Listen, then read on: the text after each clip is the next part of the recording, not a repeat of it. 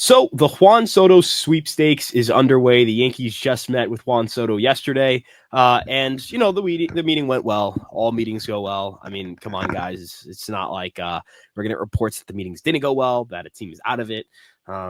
There's nothing to gain from it, so I felt like it would be more productive to talk about kind of where some of these rumors are coming from in terms of like, did the Mets make a $600 million offer? Is it true that the Mets are going to bid above $50 million above anyone else's offer?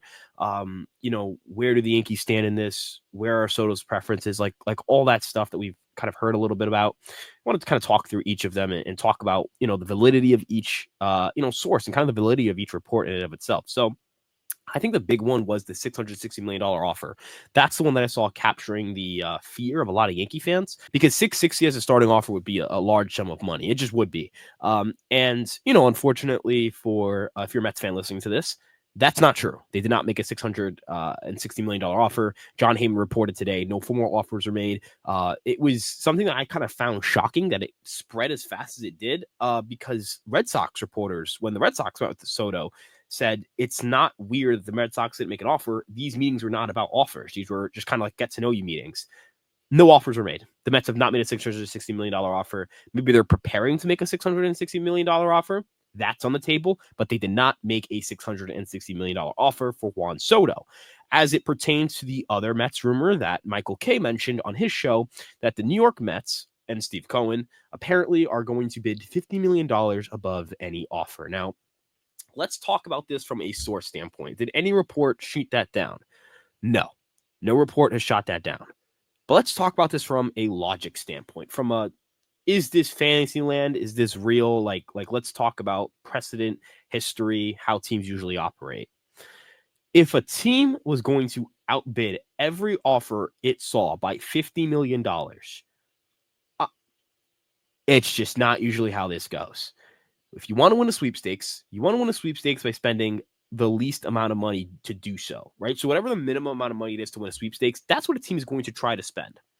Outbidding by $50 million on any offer put on the table not only would give Boris the opportunity to go, okay, I got $800 million from the New York Yankees, got to give me $50 million more, because that just doesn't make sense. If that is a promise that Steve Cohen made to somebody, or if that's something he's actually going to do, got power to him, because that's not how people usually operate. I know someone's going to say he is an abnormal owner. He has an abnormal amount of money. And to those points, sure, he does have an abnormal amount of money, and he is an abnormal owner in a lot of regards, but he is still a Major League Baseball owner. He is still a businessman.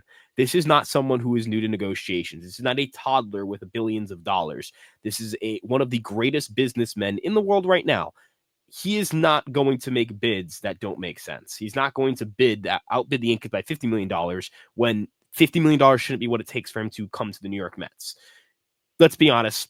If Soto is offered $700 million from the Yankees and $730 million from the Mets, I'd be shocked if he took the Yankees offer. The reason I say that is because that's $30 million. That is a pretty significant chunk of change. And enough so where the Yankees, maybe if they went to 715, 720, somewhere in that range, maybe they'd be able to get him. But 730 versus 700, yeah, I'd say Soto's probably taking that 730, or at least you'd see if Soto's taking that 730. If this is all about the money, $30 million seems to be a pretty serious difference in contract size. If it's 660 to 630, he's going to take the 660 over the 630, right? Like those kinds of things. But as it pertains to logic, it just doesn't make sense. So Michael Kay also, in terms of like source track record, and I say this as someone who idolizes him as a broadcaster, he is one of the greats. He is the voice of the New York Yankees in my head. He is everything about my childhood. He is everything to me as someone who wants to be in media. He is my role model. He is my idol. The way he conducts himself on the camera, off the camera. Kudos to him. I mean, let's talk about the track record. In the Aaron Judge sweepstakes, he said he wasn't sure the Yankees would go to 320. A week before, the Yankees ended up going out for 360 for Aaron Judge. The Yankees also, he had also reported the Yankees were going to get a discount. We're going to get Machado at a discounted price, that he was willing to take it with discount to go there. Didn't end up coming to fruition. He said that Ohtani would play in New York with the Mets or the Yankees a year before his free agency. Didn't even look at New York, really. Neither team was close to a finalist. And then finally, as it pertains to another recent rumor, he said after the Yankees were going to sign Carlos Rodon that they're working on something bigger. They were not working on anything bigger. There was nothing that came out of that. So, I think it's important to kind of analyze the source, analyze the information. Let's talk about the logic that goes behind that kind of scenario presented by a rumor, and then talk about the source that is relaying that rumor and how that kind of correlates to everything. Michael Kay doesn't talk like he's Jeff Passan. He doesn't try to pass himself off as, see what I did there, as Jeff Passan. He doesn't try to do that. So, if you're like, oh my God, Michael Kay spreading misinformation, he's just telling people what he's heard. And he doesn't tell people who's Jeff Passan. So, I wouldn't take his word on a report. I wouldn't say that he would take his word on a report as the gospel. And I think we should operate as the same. And that's kind of the Soto talk. The Dodgers. I want to talk about the Dodgers a little bit because they're going to have a meeting with him either today or this week is what I saw on Twitter. The Dodgers, according to Jeff Passan, again, just referencing Jeff Passan here, the Dodgers aren't going to chase Soto. They're not going to chase him. They're not going to, get into a crazy bidding war for him. Doesn't see them getting him. That tells me it's not happening. That's what it tells me. That's not happening. It's not happening. I wouldn't be scared of it. I'm scared of the Mets. That's what I'm scared of. That's what I'm scared of. I'm a Yankee fan. And I am a Yankee fan, so that's what I'm scared of. Not scared of the Dodgers. Not because they don't have the money, because they don't seem to have the interest to spend more, like another $700 million contract. So that's where that lies for me. Moving on to other news, because I think that's an appropriate way to end the Soto stuff. I don't think we need to spend 20 minutes talking about Juan Soto. There's nothing new for me to deliver for you guys. There's nothing new for me to provide you guys. I guess there was an interesting ESPN article that kind of like relayed that insiders believe the Yankees would match basically any offer Boras gives them. Do I believe they'll match any offer? Like if it's $800 million and they matching it, I don't think they match $800 million, but that's just me saying what I think, right? So, I think the industry, they also voted on who Soto would go to, and it was, I believe, 12 for the Yankees, 4 for the Mets, 2 for the Blue Jays. So take that as you will. As for 40-man roster stuff, the 40-man deadline has to be set tonight. The Yankees have Caleb Durbin, who they're likely going to protect.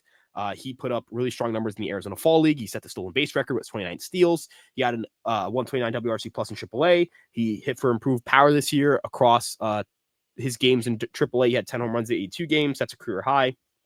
In the Arizona Fall League, he hit 5 more. He had a 10% barrel rate, which is really encouraging. The raw power and the game power seem to be improving. I think he's a really good utility guy. Potentially could start at second base, but I'd like to see the Yankees get some veteran guy in there and kind of just like make sure they have some insurance beyond Durbin, who has had his slew of injury issues as well. The other player who I think gets protected, this is just prediction. Durbin, I feel like it's pretty safe to predict he's going to get protected, but this guy, Zach Messinger. Now, Zach Messinger, he is someone who I think is an interesting prospect in the organization because I view him as like a back end top 30 guy, maybe like the 40th range of prospects, right, for the Yankee organization. 150 innings this year, a 3.06 ERA in AA, 136 strikeouts to 52 walks, 8.4% walk rate is pretty solid. It's not great. It's not bad. He can miss bats. He had a 12.7% swinging strike rate. I think that's kind of indicating to me that he's underperforming his swinging strike rates in terms of his actual strikeout rate of 22%. A 1.11 whip, solid. Ground ball rate isn't really high. He doesn't really manage contact as well as I'd hope he would, but he does not give up a lot of home runs at 0.54. He's got a very funky arm angle, throws the ball really weird. I think he's a very interesting player. I hope to have clips of him up while I'm talking so that you guys kind of visualize this. I'm not going to have clips of Durbin or Soto playing because you've seen that. But Messinger, he's a very interesting pitcher. He was someone the Yankees drafted out of Virginia in 2021, a 13th round pick. He's got, 92 to 94 for the velo from a weird arm slot. And he's got a nice sweeper. He's got good stuff. He just hasn't, I think the command isn't great. And I think the velocity isn't enough. I think he's more of a reliever than a starter at this point in his professional career, but he should be in AAA next year. He is entering his age 25 season. He turned 25 on October 4th. We actually share the same birthday. So we'll see. I think he's an interesting pitcher, and I think the Yankees will protect him. There's some other players who could be protected. DJ Rumfield, Bailey Dees, Cole Ayers. I don't think the Yankees are going to protect them. I don't think they're going to get plucked in the 40-man in the Rule 5 either. So we'll see. But thank you guys again for tuning in. Also, just want to mention, congrats to Luis Heel for winning Rookie of the Year. But with that being said, thank you guys so much for tuning in for this quick update, just kind of giving you guys what's going on in the Yankee world and the baseball world, all that stuff.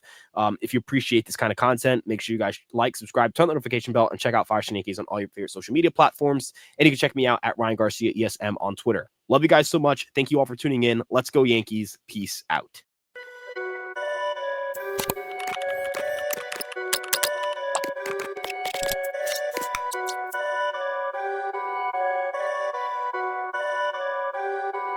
Perfect.